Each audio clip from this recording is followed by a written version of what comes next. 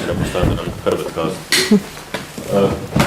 Čeprav pravijo, da so politične stranke srce demokracije, potem financiranje političnih strank kri, ki pogane to srce, je pravzaprav čudno, da je delo, ki je danes predstavljeno, eno od redkih, ki se je pojavilo v Sloveniji. In je še bolj čudno to, da je financiranje političnih strank tema, ki sploh ni tema za razpravo, predvsem v javnih medijih. Spomnim se boste, da smo imeli mi v preteklosti par škandalov, ki so bili izraziti primeri nezakonitega financiranja političnih strank, pa se je potem borja hitro polegla, hitreje, ko se je dvignila, kar pomeni, da so tudi naše politične stranke zelo enotne v tem, da ne napadati drugih, ker se nam lahko to zgodi tudi nam. Moram reči, in bi rad bi čestito avtorjem, ne samo zaradi tega, ker je to eno od redkih teoretičnih del, ki obravnava to področje, ampak tudi zaradi tega, in se da s tem orje ledino na tem področju, ampak tudi zaradi tega, ker so vse, kar se Slovenije tiče, povezali financiranje političnih strank in morebitno korupcijo. To je tema, s katero se mi, ki se ukvarjamo s sprečevanjem korupcije, že kar nekaj časa ukvarjamo, vemo, da je to tema, da so to dve področji, ki se tesno vežeta in vemo, da če prihaja do nepravilnosti na tem področju, na področju financiranja političnih strank, ima to lahko v bistvu najhujše posledice za celotno delovanje političnih strank, za celotno demokracijo.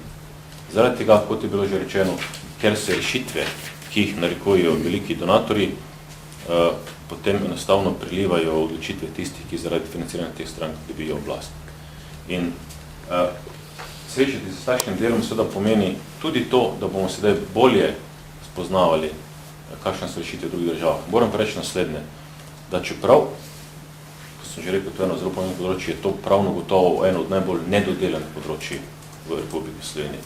Ne samo zaradi tega, ker to ni bilo tisto, kar bi sodilo v sklopu zanimanja Evropske unije v procesu približevanja Evropske unije, ker financiranje političnih strank ne boste našli v akih humanitarjev Evropske unije, ker se s tem ne ukvarjajo.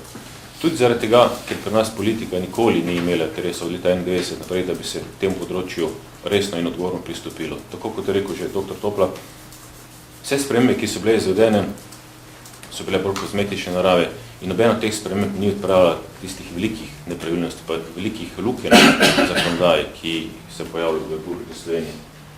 Pa še to je treba dodati, da ravno danes je Komisija za preprečevanje korupcije poslala institucijam po Sloveniji prvi osnutek poročila skupine držav proti korupciji GRECO o financiranju političnih strank v Republiki Sloveniji. V začetku decembra bo to poročilo sprejeto v Štrasburu in to poročilo je sicer še zaupne narave in moram reči, da sem zelo vesel, da kratka predstavitev stane v Sloveniji, kot je predstavil dr. Toplak, ki ne pozna vsebine poročila, ki ga imajo zaprtega v kuverti, je približno skoraj točno taka, kot so tudi predstavniki GRECO ugotovili, da je stanje pri nas. In so na nas naslovili 14 priporočil, tako zaenkrat v osnutku, videli bomo, koliko bo na začetku, ampak dejstvo je, da na tem področju Slovenije morali še kar delati. Tako na področju spremembe zakonodaje, kot tudi na področju usposabljanja institucij, ki se ukvarjajo s tem, kot tudi konec koncev na področju sankcioniranja nepravilnosti na tem področju. In zaradi tega je pomen te knjige toliko večji. Ne samo zaradi tega, ker bomo videli, kaj se dogaja, ampak tudi zaradi tega, ker bo to mogoče vendarle zgodilo pozornost in bo tudi sam teoretični problem financiranja političnih strank enkrat vendarle postavilo tja, kamor sodi, in to je v ospredje. Hvala lepo, čestitke.